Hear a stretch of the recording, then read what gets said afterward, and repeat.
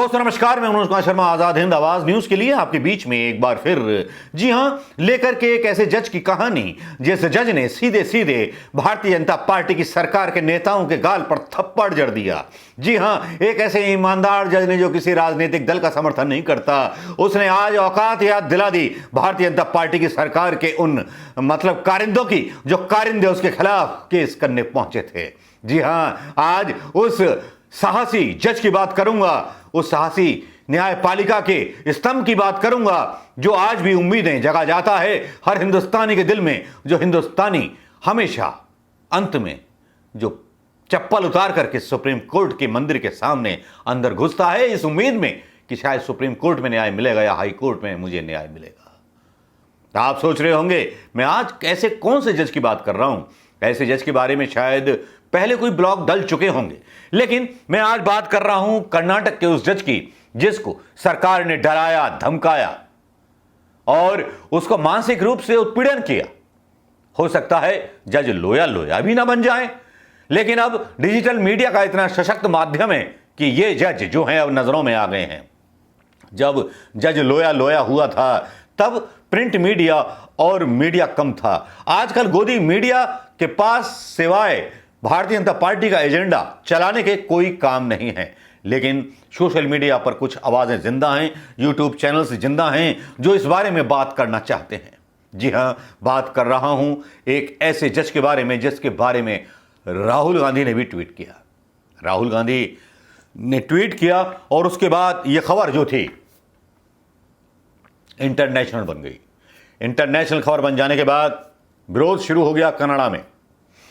जी हां, ये international news जो राहुल गांधी ने ट्वीट की उसके बारे में आपसे थोड़ी सी रूबरू गुफ्तगू करना चाहूंगा। दोस्तों, राहुल गांधी एक हाई कोर्ट कर्नाटक के जो जज होते हैं वो अपना एक बयान देते हैं। उसके बारे में लिखते हैं, ASC जज has been threatened for exposing BJP corrupt government in Karnataka institutions after institution is being bulldozed by the BJP. Each of us must stand with those fearlessly doing their duty. जो अपनी ड्यूटी कर रहे हैं उनके साथ हमें बिना भय के खड़ा होना होगा। और उसके बाद यह खबर चर्चा में आ जाती है और अब इस खबर को थोड़ा सा मुझे भी पढ़ के सुनाना होगा। थोड़ा सा पीछे ले जाता हूं। सुप्रीम कोर्ट में चुनाव आयोग की पैरवी करने वाले एक वकील ने इस्तीफा दे दिया था। यह याद है आपको? नहीं याद है? इलेक्शन कमीशन ने। जी हां, यह घटना 2021 की है, 8 मई की। मतलब 1 साल 1 महीना हो चुका इस बात को। इसको यहीं छोड़ता हूं, लेकिन अब आते हैं कर्नाटक के उस जांबाज जज के बारे में बात करने जिस जांबाज ने भारतीय जनता पार्टी की नेताओं की पूरी पोल खोल दी, चड्डी खोल दी। जी हां, बात करेंगे HP संदेश, न्यायमूर्ति HP संदेश। कर्नाटक उच्च न्यायालय के न्यायमूर्ति HP संदेश ने सोमवार को कहा भ्रष्टाचार निरोधक ब्यूरो के खिलाफ उनकी टिप्पणी के बाद उन्हें तबादला करने की धमकी दी गई। जी हां, ये वो व्यक्ति था जो कहता है अपने बयान में कि मैं किसी से नहीं डरता, मैं बिल्ली के गले में घंटी बांधूंगा और बजाऊंगा भी। जज बनने के बाद मैंने कोई संपत्ति जमा नहीं की है, मुझे कोई फर्क नहीं पड़ता अगर मैं पद खो देता हूं। मैं किसान का बेटा हूं, मैं खेती करने के लिए भी तैयार हूं। मैं किसी राजनीतिक दल से संबंध नहीं रखता, मैं किसी भी राजनीतिक विचारधारा का पालन नहीं करता। खबर यह थी कि उन्होंने टिप्पणी की बेंगलुरु में, HP संदेश जी ने भ्रष्टाचार निरोधक bureau ACB anti corruption bureau के खिलाफ उनकी टिप्पणी के बाद उन्हें तबादला करने की धमकी दी गई। उन्होंने कहा था कि ACB जो है संग्रह केंद्र बन चुका है, मतलब उगाही का अड्डा बन चुका है। उन्होंने कहा कि इस तरह की धमकियों से वो हैरान नहीं है। न्यायमूर्ति संदेश ने पिछले सप्ताह ACB और उसके कामकाज के खिलाफ इस तरह के वर्ड कहे थे जो मैंने आपको बताए। कार्यालय के 2 कर्मचारियों को भूमि विवाद में अनुकूल आदेश के बदले 5 लाख रुपए रिश्वत लेने के आरोप में गिरफ्तार किया गया था। अदालत ने इस बात पर आपत्ति जताई थी कि कैसे वरिष्ठ अधिकारियों की सुरक्षा की जा रही है और मामले में केवल कनिष्ठ कर्मचारियों पर मुकदमा चलाया जा रहा है। इस मामले में ACB ने आज एक संबंधित घटनाक्रम में IAS अधिकारी और बेंगलुरु के शहर के पूर्व उपायुक्त मंजुनाथ जे को गिरफ्तार किया। न्यायमूर्ति संदेश ने कहा कि ACB एक संग्रह केंद्र बन चुका है और ACB के एडीजीपी के दागी अधिकारी हैं। अदालत ने 29 जून को एसीबी को 2016 में उन सभी मामलों का ब्यौरा पेश करने का आदेश दिया और उसके बाद ये आदेश जैसे ही दिया और साथ में ये भी कहा उन्होंने, न्यायमूर्ति संदेश ने, कि मैं इसके लिए तैयार हूं लोगों की भलाई के लिए। आपका एसीबी एडीजीपी एक शक्तिशाली व्यक्ति लगता है, किसी ने मेरे सहयोगी को यह बताया है, मुझे इसके बारे में सूचित किया गया है। यह एक न्यायाधीश द्वारा आदेश में स्थानांतरण की धमकी दर्ज की जाएगी। एसीबी के एडीजीपी सीमांत कुमार सिंह हैं। ये वही सीमांत कुमार सिंह हैं जिनकी जो नियुक्ति है भारतीय जनता पार्टी सरकार में की गई है और वो खास सीमांत कुमार सिंह हैं। इनके बारे में थोड़ा सा गूगल करना शुरू कीजिए दोस्तों, आपको इनकी हकीकत पता चल जाएगी। मुझे यहाँ कहने की ज़रूरत नहीं है, क्योंकि हो सकता है कि इनके बारे में जो खबर गूगल पर डाली गई हो उसे कल को फेक न्यूज़ बता करके जुबैर की तरह मुझे भी अंदर खाने घूंस दिया जाए।